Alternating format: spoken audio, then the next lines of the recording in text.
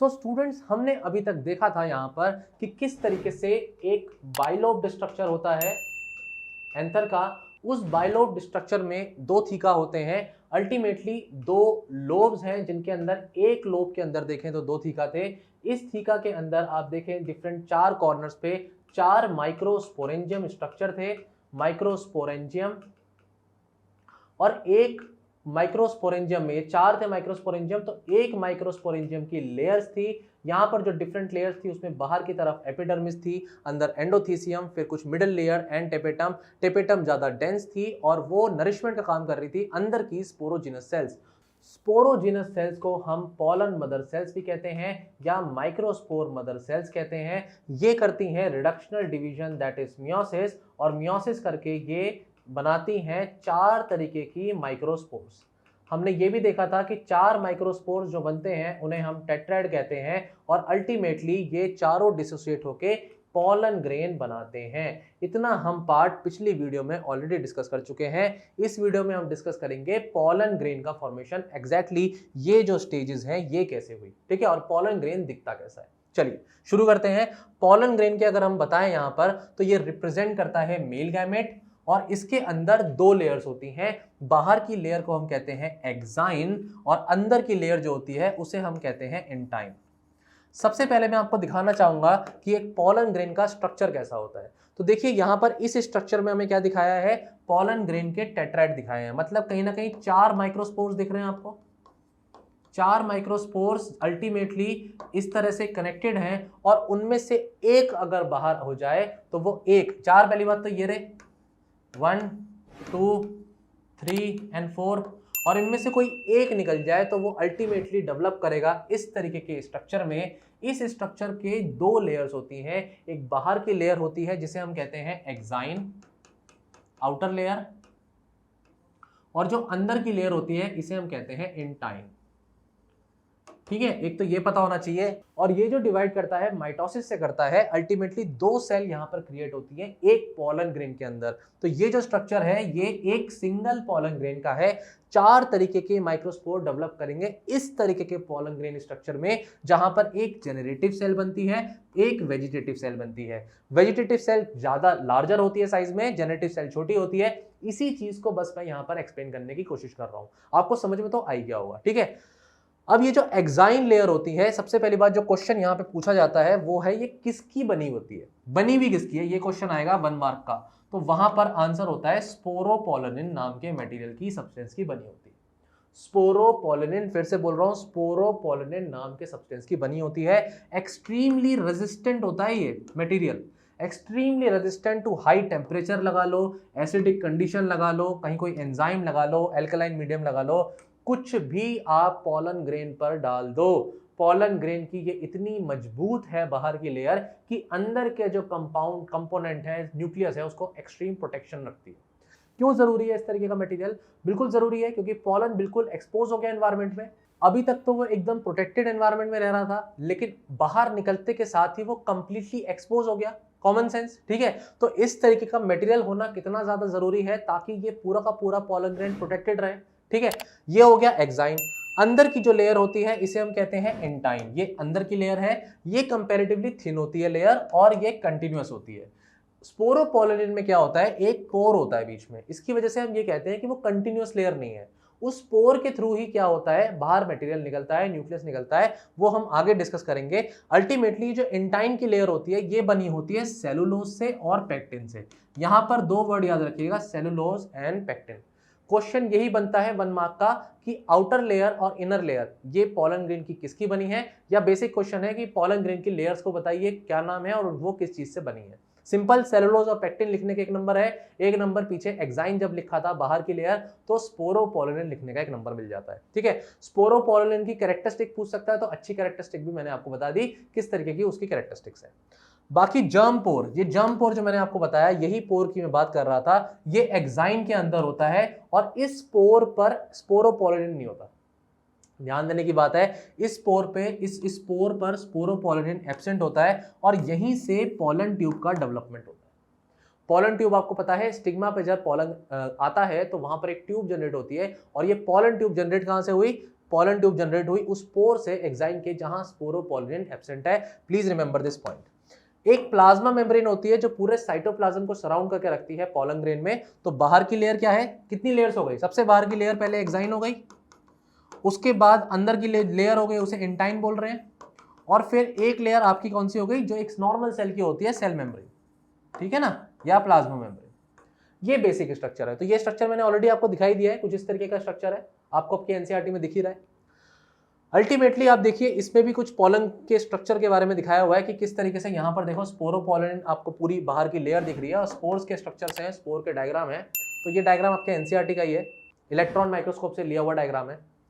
Ultimately formation of the pollen grain जो हो रहा है माइक्रोस्पोर से, उसकी कंडीशंस यहाँ पे बताई हैं कि भाई सबसे पहले तो क्या होगा, माइक्रोस्पोर एक्सपेंड करेंगे, एक्सपेंशन होगा तो ये जितने 4 माइक्रोस्पोर्स एक साथ जुड़े हुए थे ये अलग अलग हो जाएंगे। अलग अलग होने के बाद एक अंदर लार्ज वैक्यूल बनेगा। लार्ज वैक्यूल बनने के बाद जो माइक्रोस्पोर का न्यूक्लियस होगा वो थोड़ा सा डिस्प्लेस करेगा, और डिस्प्लेस करने के बाद वो वॉल के साथ अटैच होकर क्या काम करेगा, अल्टीमेटली डिवाइड करेगा। और डिवाइड जब करेगा तो पहला पॉलन माइटोसिस होगा जिसके अंदर जो है 2 न्यूक्लियस बन जाएंगे। न्यूक्लियस 2 बनते के साथ ही 2 तरीके की सेल यहाँ पे डेवलप करेंगी।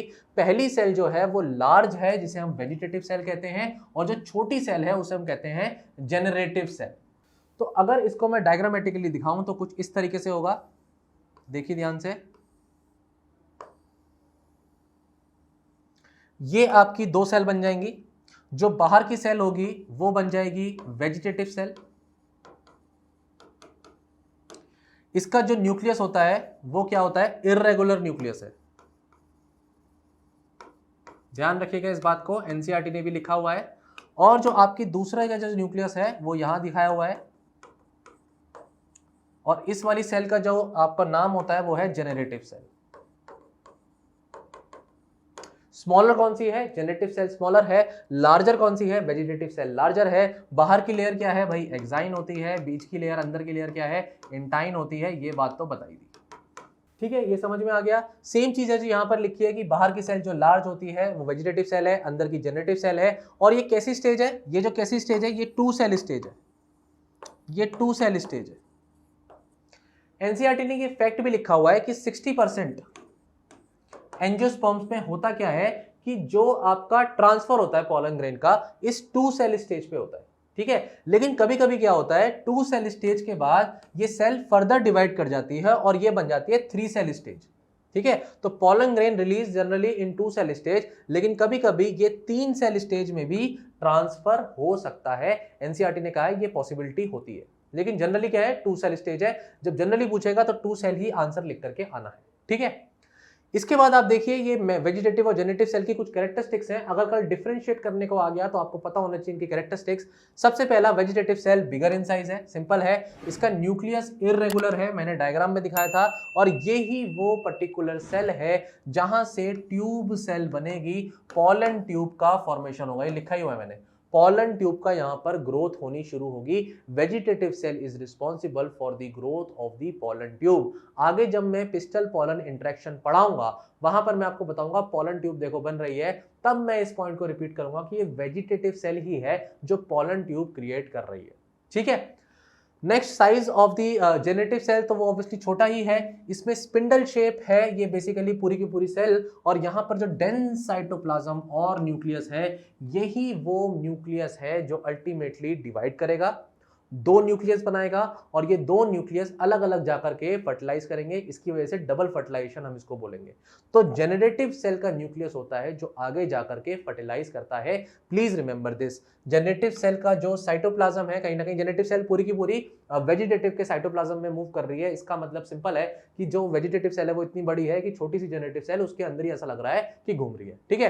तो ये पॉलन ट्यूब की जो बात कही थी वो कहाँ आई थी, वेजिटेटिव सेल से पॉलन ट्यूब बनेगा, और जो फर्टिलाइजेशन एग्जैक्टली हो रहा है वो जेनरेटिव सेल के न्यूक्लियस से होगा, ठीक है। बात समझ में आ गई। अब पॉलन ग्रेन के बारे में कुछ बातें कि पॉलन ग्रेन जो होते हैं वो कुछ कंट्रीज में क्या है, खाए भी जाते हैं। It's basically as a supplement, food supplement की तरह यूज होते हैं। इसके कुछ प्रोडक्ट्स होते हैं जिसकी कुछ टैबलेट्स भी बनती हैं या कुछ सिरप बनते हैं जो लोग कंज्यूम करते हैं। वेस्टर्न कंट्रीज का एग्जांपल इसमें दिया है। तो यहाँ पर ये रिच इन न्यूट्रिएंट्स होते हैं जिसकी वजह से इनको यूज किया जाता है, कंज्यूम किया जाता है। दूसरा, ये बहुत सी ज्यादा रेस्पिरेटरी डिसऑर्डर्स भी कॉज कर सकते हैं। तो एक तो आपका यूसेज बता दिया, दूसरा यहां पर बता दिया प्रॉब्लम। तो हेडिंग अगर हम चेंज कर दें तो यूसेज एंड प्रॉब्लम दोनों यहां पर डिस्कस हो रही है। यूज है इसका कि रिच इन न्यूट्रिएंट्स है और सप्लीमेंट्स की तरह यूज होते हैं, सप्लीमेंट्स। तो सप्लीमेंट्स आप देख सकते हैं कि ये इस तरीके के प्रोडक्ट्स हैं जो मैंने यहां पर दिखाए। बाकी ये एलर्जी भी कॉज कर सकते हैं, ठीक है, और रेस्पिरेटरी डिसऑर्डर्स भी कॉज कर सकते हैं। लोगों को क्या होता है, पॉलन से एलर्जी होती है। एलर्जी के रिस्पेक्ट में आपको पहले बताया गया है या आपने कभी ना कभी पढ़ा होगा कि एलर्जी के केस में हमारी बॉडी एक ट्रिगर्ड इम्यून रिस्पॉन्स शो करती है, जहां हो सकता है कि खांसी आ जाए, हमको कफिंग हो, हमें स्नीजिंग हो, आंखों में पानी आ जाए, वाटरी आइज हो जाए, या बॉडी पे कुछ रैशेस हो जाए, है ना, रेडनेस हो जाए स्किन पर। ऐसे एलर्जिक रिस्पॉन्स हमें दिख सकते हैं। कभी कभी लोगों को ब्रीदिंग इश्यूज भी हो जाते हैं। तो पॉलन हो सकता है इस तरीके की एलर्जी लोगों के अंदर कर दे, ठीक है। बाकी ये ब्रीडिंग प्रोग्राम्स में भी कहीं ना कहीं पॉलन यूज होता है। अलग अलग ब्रीडिंग प्रोग्राम्स होते हैं जहां पर हम स्पेसिफिक फ्लावर का स्पीसीज का स्पेसिफिक पर्टिकुलर किसी दूसरी स्पीसीज के साथ इंटरेक्शन करके हम क्या करना चाहते हैं कि वो ट्रांसफर करना चाहते हैं और एक्सपेरिमेंटल पर्पसेस के लिए वो यूज करते हैं, ठीक है। ये पॉइंट हो गया। नेक्स्ट आपको बताऊंगा वायबिलिटी। एनसीईआरटी ने एक पूरा पैराग्राफ लिखा है जो पॉलन की वायबिलिटी पर है। पॉलन की वायबिलिटी दो तरीके से देखी जा सकती है। दो एग्जांपल एनसीईआरटी ने दिए। एक तो एनसीईआरटी ने एग्जांपल दिया राइस का, सीरियल्स का बेसिकली, और सीरियल्स में राइस और व्हीट का एग्जांपल दिया है कि पॉलन ग्रेन कितने टाइम तक वायबल रहेगा। वायबल का मतलब हुआ कितने टाइम तक वो एबिलिटी रखता है फर्टिलाइज करने की। तो इसका आंसर देखिए कि यहां पर जो है 30 मिनट्स तक वो वायबिलिटी शो कर सकता है। कहीं ना कहीं फर्टिलाइज करेगा तो जाइगोट बनेगा, तो वो होगी वायबिलिटी। अगर नहीं बन पाया जाइगोट तो वायबिलिटी मतलब नहीं है। यहां पर जो इसने एग्जांपल लिए हैं, सीरियल्स के एग्जांपल के 30 मिनट्स बोला है, लेकिन यहां पर एग्जांपल जो उसने लिए हैं लेग्यूमिनस, लेग्यूम्स जो एक फैमिली हो गई, या सोलनेसिया लिखा हुआ है, सोलनेसिए। सोलनेसिए में आपके आ गए पोटैटो वगैरह आ गए, पोटैटो एग्जांपल आपका आ गया। सोलनेसिया फैमिली में अलग अलग फैमिलीज होती हैं, या अपने क्लास 11th में आपके पढ़े हुए होंगे टॉपिक। तो कैसे कैसे एक स्पीसीज होती है, जीनस होता है, देन उसकी फैमिली होती है, ऑर्डर होता है, तो ये सीक्वेंस होती है किंगडम की जो हायरार्की होती है। तो सोलिनेसिया में पोटैटो आ जाएगा। यहाँ पर जो पॉलन की वायबिलिटी है वो 1 मंथ तक भी हो सकती है। 1 महीने के बीच में भी अगर पॉलन जा करके फर्टिलाइज कर पाता है तो जाइगोट बना सकता है, ठीक है। ये वायबिलिटी है। इसके अलावा एक टॉपिक एनसीईआरटी ने बताया आर्टिफिशियल इंसेमिनेशन। आर्टिफिशियल इंसेमिनेशन, इसमें ब्रीडिंग के लिए ये वर्ड यूज होता है जहां पर जो है स्पर्म्स को स्टोर करके रखा जाता है, और फिर जब हमें किसी स्पेसिफिक फीमेल के अंदर ब्रीडिंग करानी होती है तो वहां पर ट्रांसफर किया जाता है आर्टिफिशियली स्पर्म्स को with in the female reproductive tract. तो ऐसे में ये वो कहना चाहता है कि पॉलन्स को हम -196 डिग्री सेल्सियस इतने कोल्ड एनवायरनमेंट में स्टोर कर सकते हैं इन लिक्विड नाइट्रोजन। किसमें स्टोर करते हैं? लिक्विड नाइट्रोजन में स्टोर करते हैं। और इसका ना लिक्विड नाइट्रोजन गैस होती है, और इसके लिए एक टर्म यूज होता है, ये एनसीईआरटी ने लिखा, टर्म है cryo preservation. Cryo preservation, cryo preservation एक टेक्निक होती है जिसमें हम किसी भी तरीके के जो सेल्स होते हैं उनको कंजर्व करके, प्रिजर्व करके रख सकते हैं। ये एक स्पर्म की सेल भी हो सकती है, ये कोई पर्टिकुलर कैंसर की सेल भी हो सकती है, किसी ऑर्गेनिज्म की सेल हो सकती है, गैमेट्स हो सकते हैं, कुछ भी हम -196 डिग्री सेल्सियस पर इतने ठंडे एनवायरनमेंट में लिक्विड नाइट्रोजन में हम इसको स्टोर करके चीजों को रख सकते हैं और पॉलन बैंक्स बना सकते हैं, जहां पर हमें डिफरेंट स्पीसीज के फ्लावर के पॉलन्स हमें अवेलेबल रहेंगे। रिसर्च पर्पस के लिए हम इसको यूज कर सकते हैं, या फिर फ्यूचर में कभी जो है ब्रीडिंग कराने के लिए यूज कर सकते हैं। तो हमने ये देखा कि यहाँ पर किस तरीके से मेल गैमेट्स का फॉर्मेशन हुआ। अब हम आगे देखेंगे कि फीमेल गैमेट्स का फॉर्मेशन कैसे होगा, मेगास्पोर का फॉर्मेशन कैसे होगा। ठीक है students, thank you so much.